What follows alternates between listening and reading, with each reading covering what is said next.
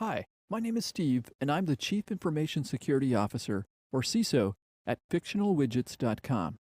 I'd like to talk to you today about the role of a CISO and how today's cyber threats affect a CISO's motives, priorities, and the stakes involved.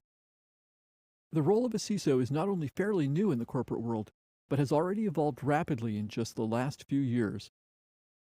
Originally, most CISOs were concerned with compliance issues, ensuring that their organizations would meet the requirements of various legislated regulations, such as Sarbanes-Oxley and HIPAA in the US, or their counterparts in other countries. Those things remain important, but now the role of a CISO has a much wider scope and is integrated into the entire business. Unlike a CIO, a role that tends to be more focused on IT infrastructure, my scope is much more big picture. To be successful, we must work with the CEO, the COO, the CFO, general counsel, and others to fully understand the entire business, and then create strategies and programs that are aligned with those business objectives.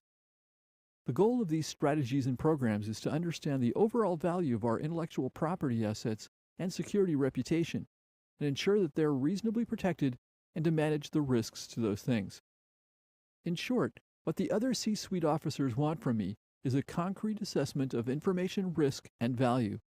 They want to know what their risk exposure is, their liability, in the event of a compromise.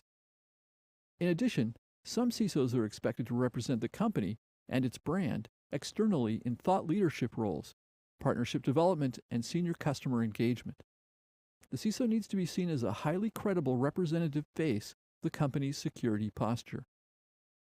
For a CISO to do this, there are formidable challenges. First, information is increasingly becoming a core asset, and in many companies it is the core asset. A CISO's job is to understand the risks to it and to take the prudent steps to keep it safe, and plan for the almost inevitable compromises that will happen so that they can be appropriately addressed.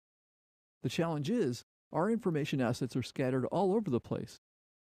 Gone are the days of a company having a single monolithic enclosed data center. Now we have information assets living in the cloud, whether that be in third-party software as a service applications or our own internal hybrid private cloud architectures. Data that resides outside our buildings has to be secured and protected just the same. And the rise of cloud computing is imposing new challenges in securely granting access to that data. From bring your own device to the Internet of Things, the number, types, and locations of devices needing secure access is exploding. With every new access method, there comes a possible new attack surface. Another particularly vexing challenge is shadow IT. This is where departments or individuals go outside the corporate policies and spin up their own applications, or utilize unapproved or uncoordinated SaaS services, or otherwise allow what may be key information assets to be stored out of our control. Since we don't know about it, we can't secure it, and it poses a nebulous, fuzzy risk that bothers me greatly. It might be secure, and it might not be. Now, what happens if I don't get it right? All you need to do is look at any number of recent data breaches to get an idea of the risks when things go wrong. These events vary in the details of the exploits, but they all have serious consequences. Some of these consequences are concrete, they're easy to quantify, and others are less so. In many of the breaches, tens of millions of credit cards become compromised, and personally identifiable information for millions of individuals are stolen. What's important here is the result. Class action lawsuits, millions in settlements of lawsuits brought by customers seeking damages. These breaches also become the targets of government regulators, resulting in huge fines. This is all on top of a reduction in earnings, drop in profits, and a drop in stock price. Some of the less tangible consequences are the loss of the control of valuable information assets, including customers' personally identifiable information, resulting in the loss of customer trust and lasting damage to brand reputation. So that's it.